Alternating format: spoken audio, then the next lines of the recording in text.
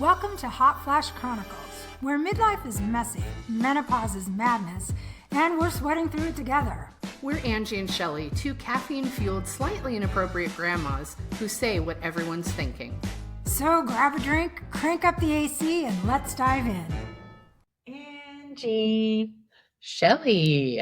Guess what?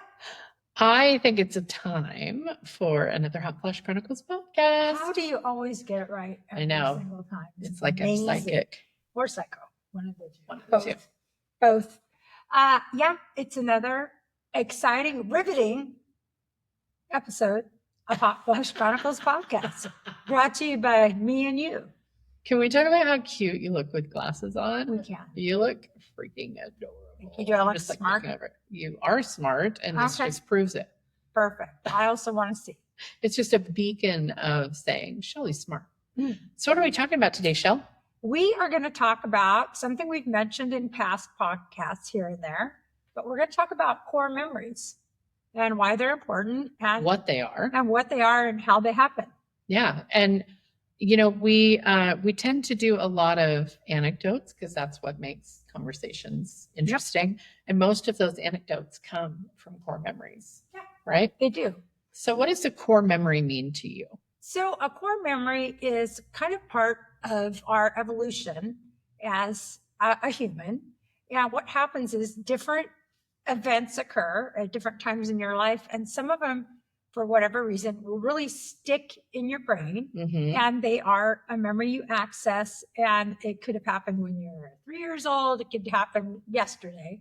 But it's an important beacon. It's like a little beacon that kind of highlights in your brain this important thing happened. And sometimes it remains important because it was a very joyful event. It can remain important because you maybe had a very traumatic event. Right. But a lot of times it's because you learned something and you either want to repeat the core memory or you want to avoid the core memory.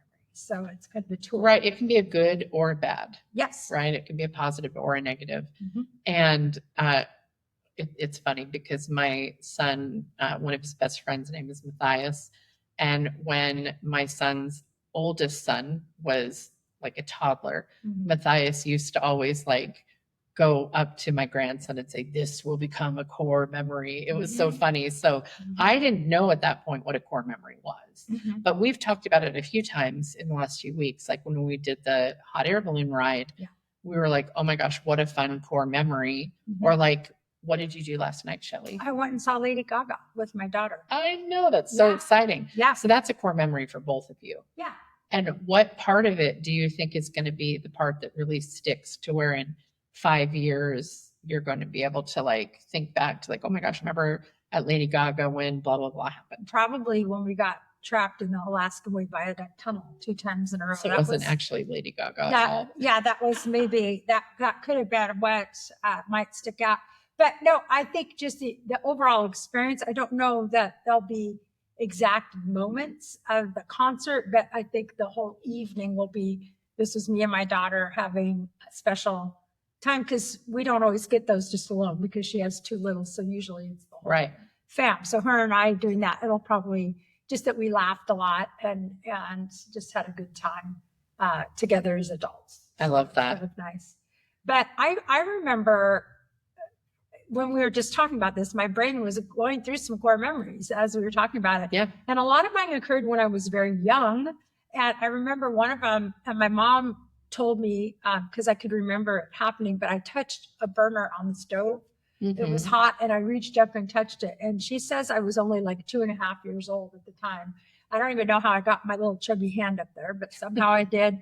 And I remember my finger getting burnt and how bad that hurt. I remember looking at it and that it was red and I was crying. And I remember looking over at my sister, like it is literally burned in my memory, this moment in time. And when I was older, I relayed that story back to my mom. And she goes, well, because I couldn't remember when did that happen? You know, when I was talking to her about it when I was a little older, and she's like, my gosh, you were only a couple, 2 or 3 years old. I can't believe you can remember that, but it is very much a part of that. So of course that was an adverse one, but Right. it's one of my first memories. One of them is my aunt, finding out my aunt had passed away in a car accident.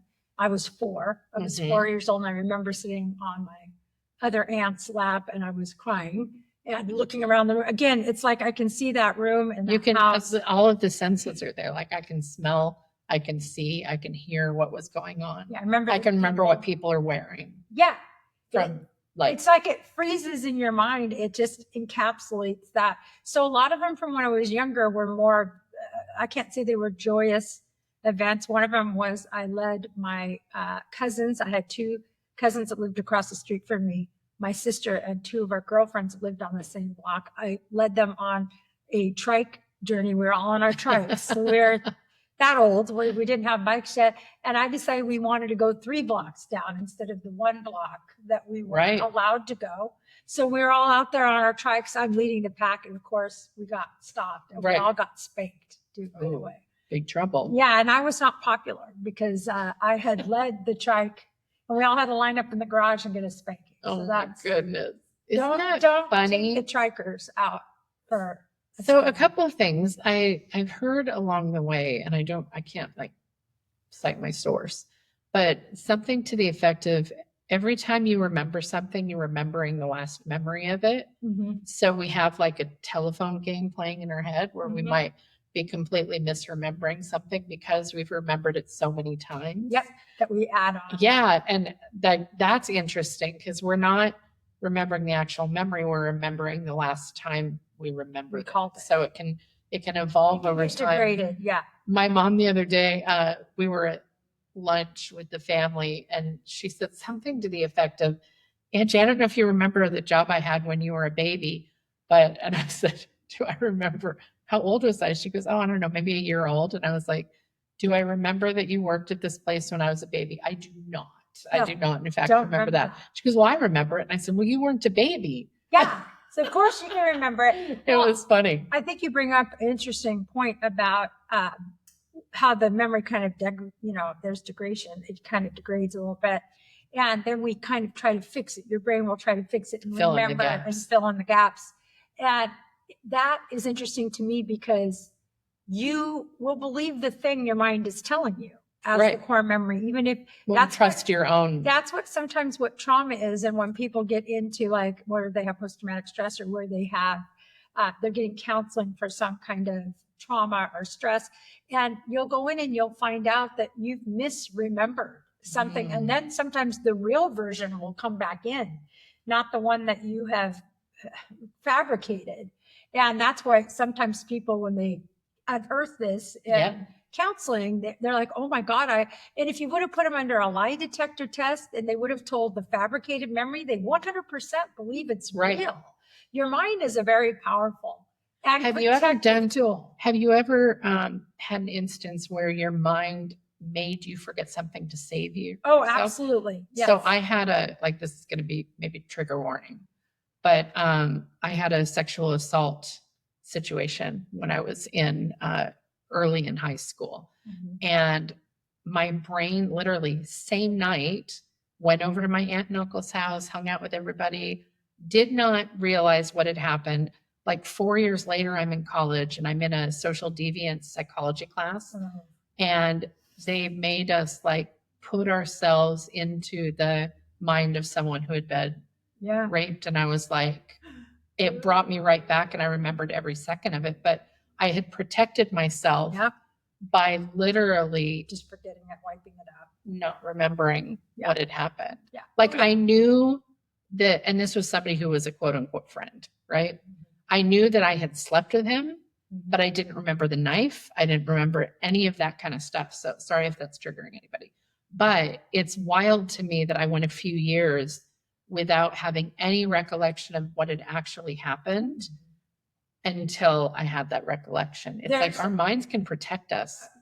And then I questioned well, obviously this can't be accurate because if I didn't know it until now, I must be making it up in my head. But it was very, it all came back in a flash. But then I sat and questioned whether I was maybe making this up in my head.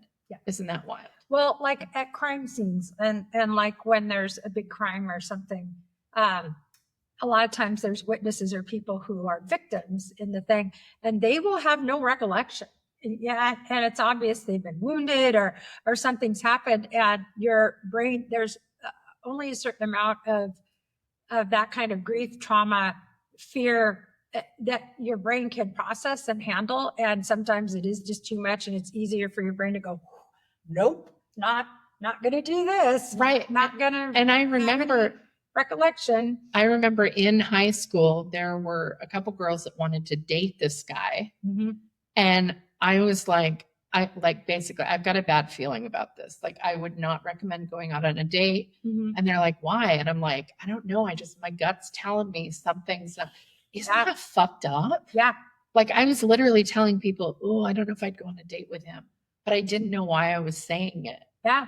And it really does protect. It really messed with me in that I thought, well, this must be like, maybe I dreamt it. Like you're gaslighting yourself. Right. Like, well, that couldn't have happened because why wouldn't I remember it in the moment? Why wouldn't I report it? Why wouldn't I, like all of these things? And it's too much. Yeah. My brain was just like, nope, we can't handle this because I thought I was going to die. Yeah. And it was like my brain just PTSD protected me from that feeling so that, I mean, God knows why, but it's really wild that creating memories, mm-hmm. having real experiences and being able to recount them. Like we're not. And that's a dark road to go down. Sorry. No. No. You're talking about like tricycles and I'm like, that's Hot Flash Chronicles podcast story right there. We go from violent crime trauma to tricycle because that's a real conversation. But that's the thing about your brain, your ability to heal and process. And also it is about core memories that they can be very dark. They can be very scary. They can be very traumatic. They can be very lighthearted. They can be very fun. These are all things that form your psyche. Mm-hmm. Both sides of this, it's like you need the dark and light. I'm going to bring Lady Gaga up again, by the way. Do it. Why wouldn't you? Because in the Mayhem Ball, which is her concert that I went to last night. It's interesting. The Mayhem Ball, is it like a hamster ball with mayhem in it, or is it like a ball like a dance? A ball like a dance. Oh, okay. Because I was picturing like a hamster ball I love with that. a whole bunch of even more. Anyway, maybe it should be that.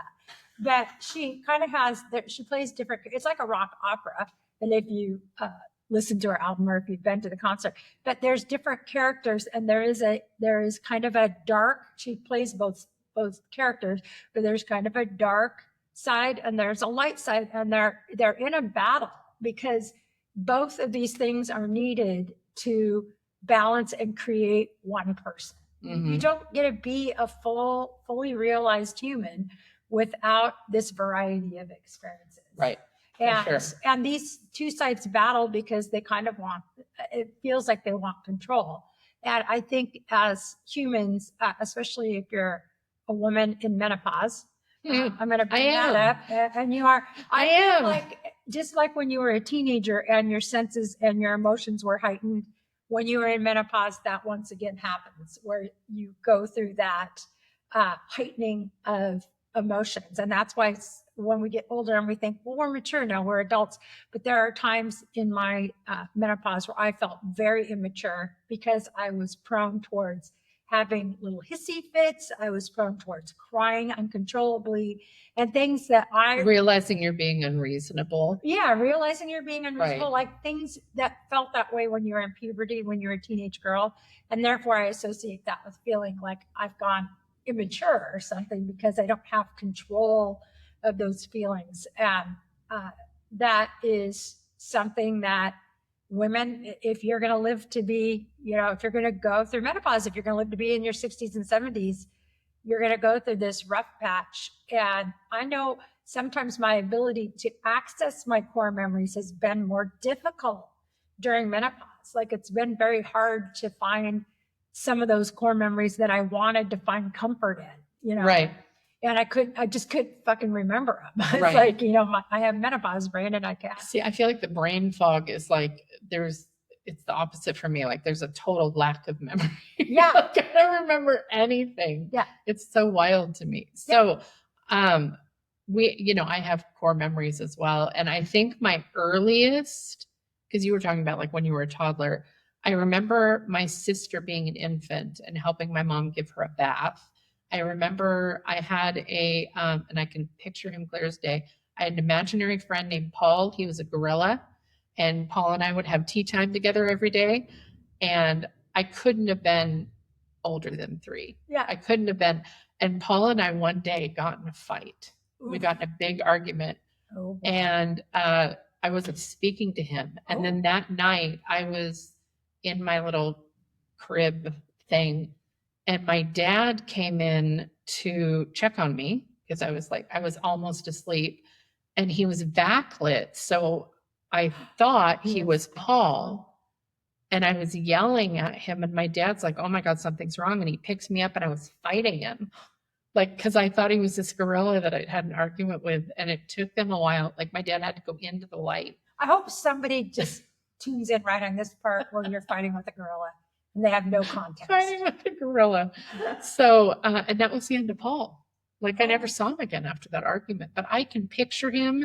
Like, I can see what he looked like sitting on my floor playing toys with me. Yeah. Like, to me, he was very real. Yeah. And that's a core memory that, like, I can remember Paul, the Yeah. gorilla, and I couldn't have been older than 2 or 3, Yeah. I would say. So that's probably my earliest. Yeah. So I thought it was funny that my mom was like, oh, do you remember when you were a baby? I'm like, I don't. I don't, but I said, do you remember when Paul. you were a baby? She goes, no, but I remember when you were. I'm like, Well, good.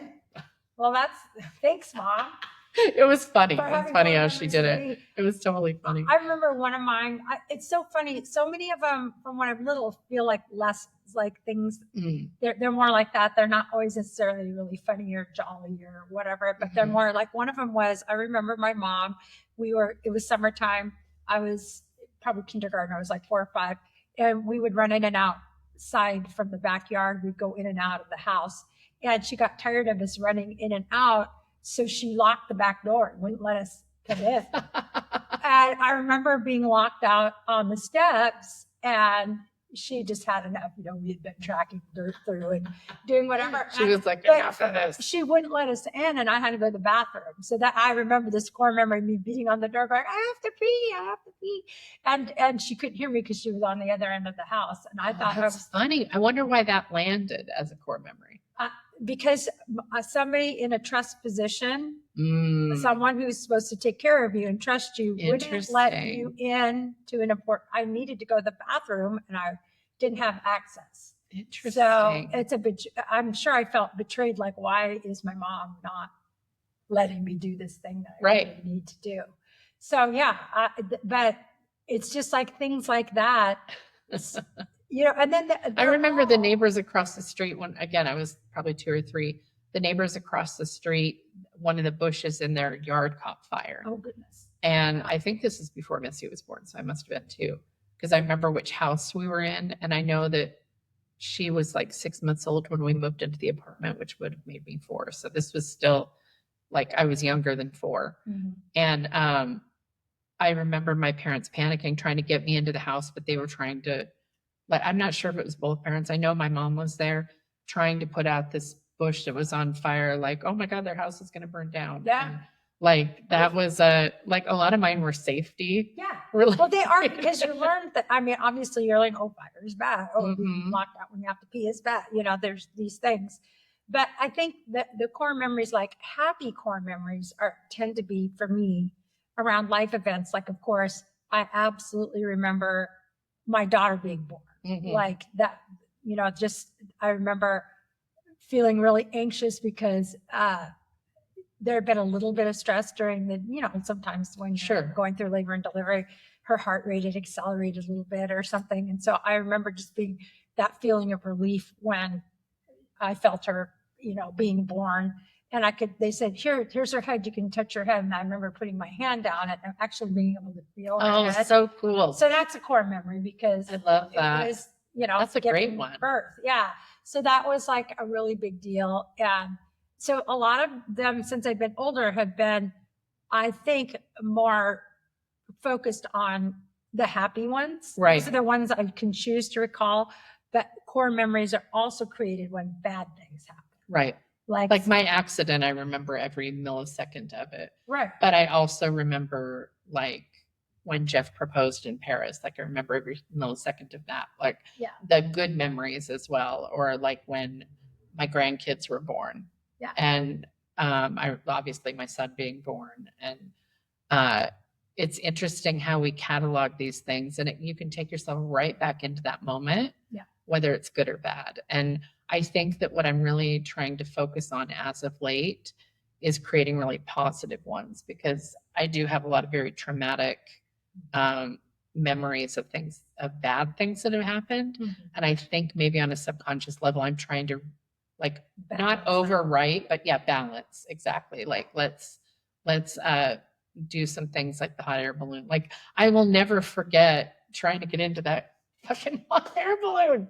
That was just like, my legs don't work that way, man. That was So it funny. was so funny. I was telling my son that, and he said over the last few days, they've made the joke, my legs don't work that way. Like, Nope, that's not me, Nate. I'm Yeah. not that person. so funny. I think that balance is really important, because life is going to life on you, and it's going to introduce you to some core memories that you did not ask for, that you never want, that you don't want to have. I have a very poignant, like a very bittersweet one of when I found out that my dad had passed away. I was in England.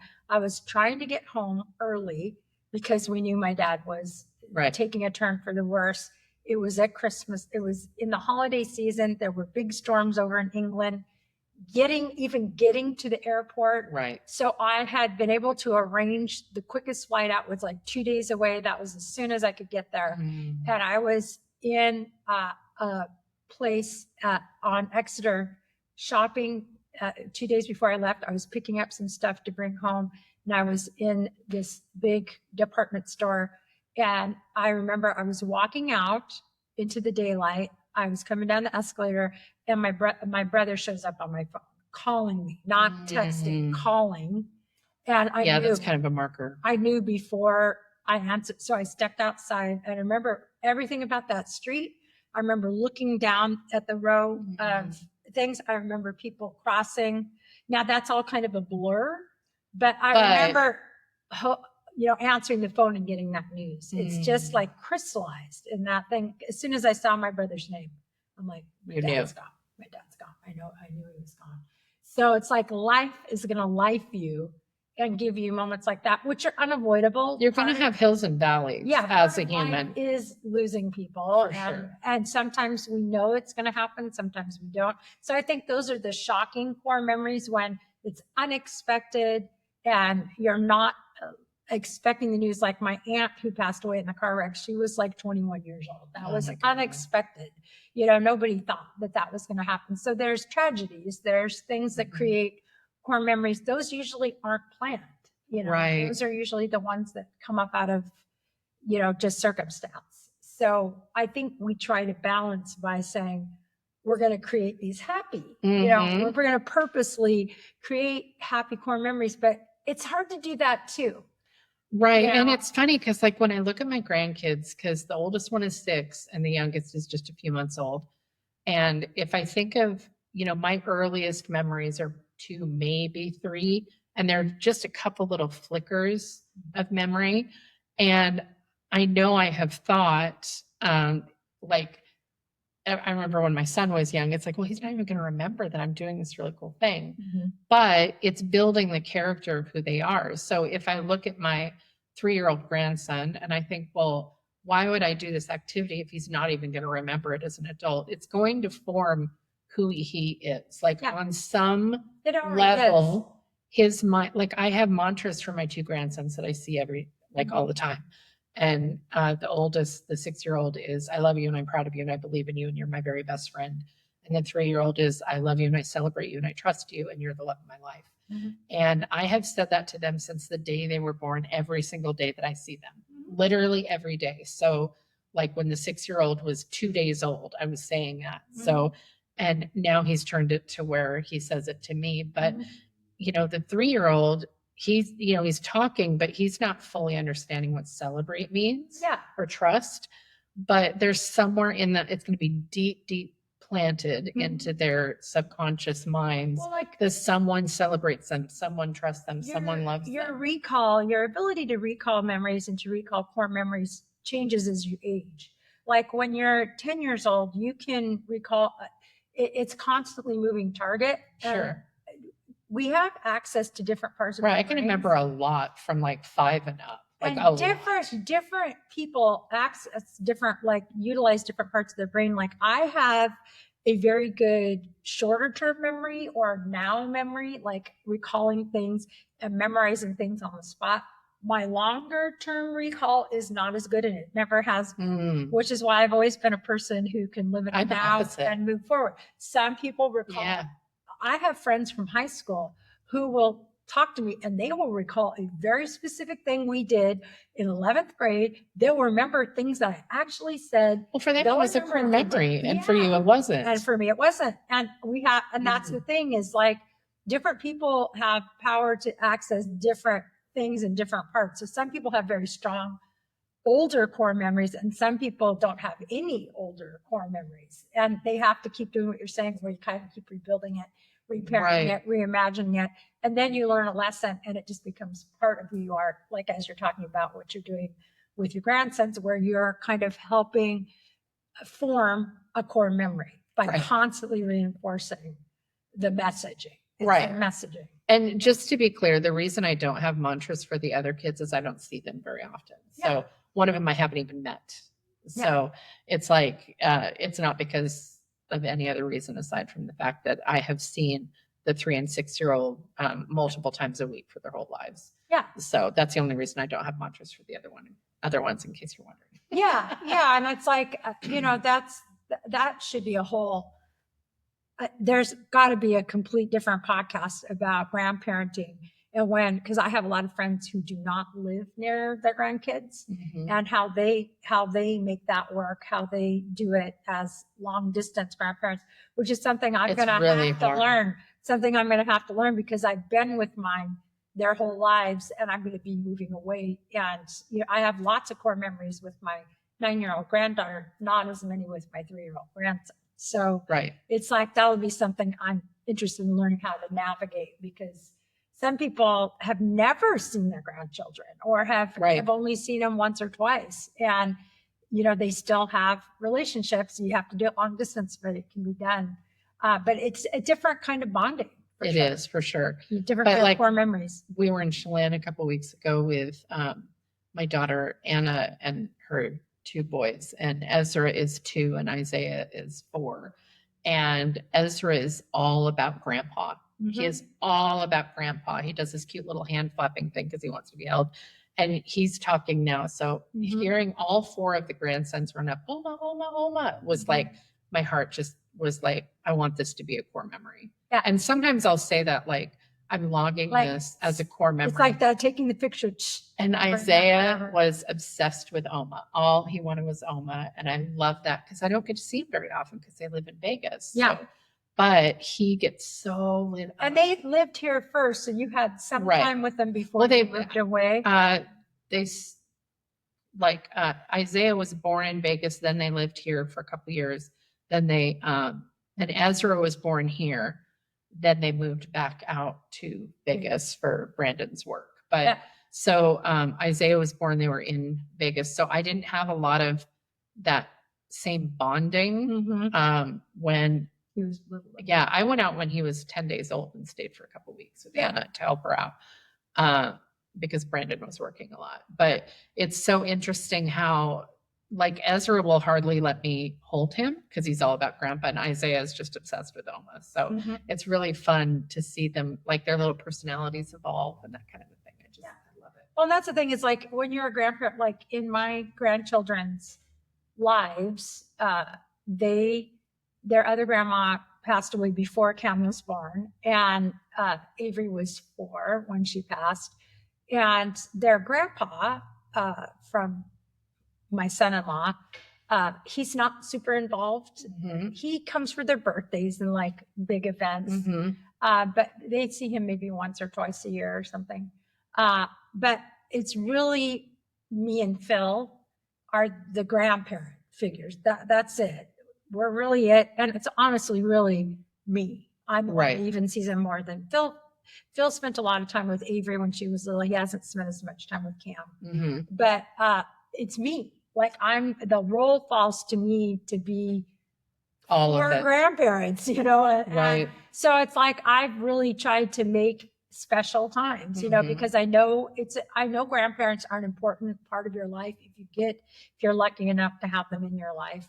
I had grandparents when I was little till I was, older. My one grandma lived. She just passed away a few years ago. I didn't have a relationship with her, but the other one until I was 24 and I was close with her. They're an important part of your life. They're an important part of your history. They're an important part of your core memories and who you are, because your parents have core memories Right. of them, that they tell you about. You'll hear a lot of stories about your grandparents. Right. Just like you tell your grandkids stories about your mom. I've never had a grandpa because my dad didn't meet his father. Mm-hmm. And my mom's dad passed when she was 15. Mm-hmm. So before I was born. So I've never had a grandfather. I remember it's a very strong core memory. The day that my mom's mom passed away, I was 4. And I came home from school or from whatever. My Uncle Jerry had picked me up, I think. And we walked in and everybody was crying. Oh. And he was trying to explain to me, and I'm not even sure that it was Michael Jerry, but it's like I just remember looking around and all of these people that I cared about were so upset. Mm-hmm. And I didn't understand what death was. I didn't understand. Yeah. I don't remember that grandmother at all. My Oma, who lived in Germany, I met her. She would come over and visit like once a year, but she passed when I was, I think, 9. Yeah. So I have some pretty strong core memories of her, but she didn't speak English. Mm-hmm. And she was very tall and very elegant, very pulled together. Everything was very buttoned up. Had sort of a stern. Mm-hmm. I mean, she was German. She was German in she had my dad right at the end of the Second World War. Yeah. So she had a really rough life. That could be a whole series of podcasts, my Oma. Yeah. I have fond memories of her, which is different to most people in my life. Most of them have she was very bitter mm-hmm. or snippy sometimes, but to me, she was still my grandma. And even though she didn't speak English, she was a little bit scary sometimes. Yeah. Because she just you could tell that she'd been through some shit. Yeah. But I still thought she was fun and that kind of a thing. Yeah, I think the whole purpose. I mean, this whole podcast has been about core memories, and of course, we went all over the map like we usually do. We're doing a regular conversation, so it's a regular episode of podcast. But I think that your memories of these different people in your lives they are part. When we're talking about you saying these mantras to your grandkids. And I think about things I've done and said and how I've acted with my grandkids. And sometimes my daughter will say, Avery acts like me, mm-hmm. she's my mini me sometimes in some ways. And I'm like, you do leave impressions on other people. You are creating core memories for other people. And you might not even know you're doing that. And it does, if they're family members or if they're friends, sometimes the things that you're doing, whenever you think that you're insignificant or you're not that important or what you do doesn't matter, you've probably touched way more people than you could ever imagine. Sure. I know I have people from high school who will tell me, they'll write me to this day, and I've been out of high school for 40 whatever years now, and they'll write and say, I remember in 10th grade you did this thing and you stuck up for me, or you did this and it meant so much. You don't understand how much that meant to me. And it's like, oh my God, I created a core memory. Yeah. People will tell you that. So, you have done that. You have done that for somebody. You have done these things. You have helped shape or form for the better sometimes for the worse. Sure. I'm sure with some of my ex-husbands, they probably would not like some of the core memories that I've left with them. But, I don't necessarily like all the ones they left with me, but that is also part of how we get our character, mm-hmm. how we develop, how we endure, how we persevere, how we go on, how we become strong. So core memories, are going to happen. Some of them you get a plan. Some of them are just a surprise, and we deal with them along the way. Hopefully we come out of it better. Yeah. I love that. So what a great topic. This was kind of a roller coaster of emotions. It was. There was a lot. so long in here. It's so funny because we don't script these. We just come up with a topic and then we just kind of let it, like we'll start talking and we don't know what's going to unfold. It's always interesting to me. And what's also interesting is when I listen back to the episodes, half the stuff I don't even remember us talking about. And I think that's the I listen and I go, we're way more articulate than I think we are.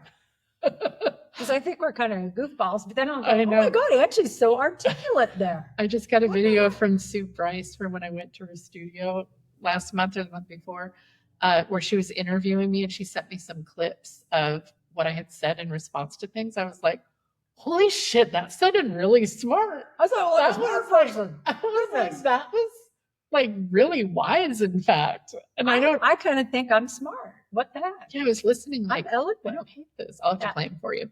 Anyway, super fun topic. I don't know about fun. Interesting topic. It was interesting. Yeah, some of it was fun. Some of it was very dark. Yeah. So we're going to do what we always do, which is our 2 rapid fire questions to each other. Would you like to start or would you like for me to?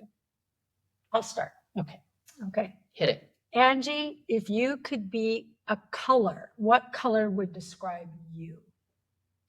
I'm going to go with blue, not just because my hair is blue and my car is blue and my office is blue, like everything's blue. Doing some color theory over the last few years with photography, I learned that blue represents loyalty and trustworthiness. And since my highest core value is trust in relationships, I think that trust is the most important thing to me. So I would say blue. I love it. Okay, so I feel like I want to ask you that as well. I feel like, oh shit. Oh my goodness. Or if you go, okay, how about this? If you could imagine that you have a really strong aura, what color do you think it would be? Purple. Oh, okay. I don't know why. It's purple, I don't know what and there's a little bit of bronze on the edge. Ooh, it's a little glowy. Like a beachy purple. Yeah, we'll have to look up what purple means, but the minute you said aura, purple was what popped into my head. Interesting. Yeah. Okay. I love it. I'm not saying purple is my favorite color because it's not. It's just that's what. What is your favorite color? It doesn't count as a question. I kind of like there's certain like deeper greens, like a little in that thing. I'd say that. Love it.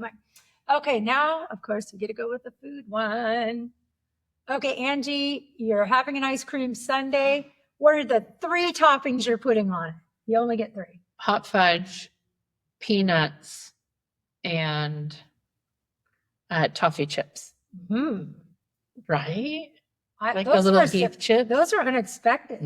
Were they? I love. You know, I have a love of peanut butter parfait. Oh yeah, I like that with Heath chips. Good. I do like apples, and I'll put Heath chips and some like sugar-free chocolate syrup and some whipped cream on it. It's like super good. Okay, super good. I love it. Shelly, favorite flavor of yogurt?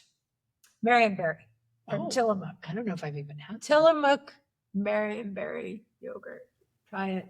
Okay. You will not regret it. I will. Yep. I will try it and I will not regret it. So thank you all for listening. This has been another episode of Hot Flash Chronicles podcast.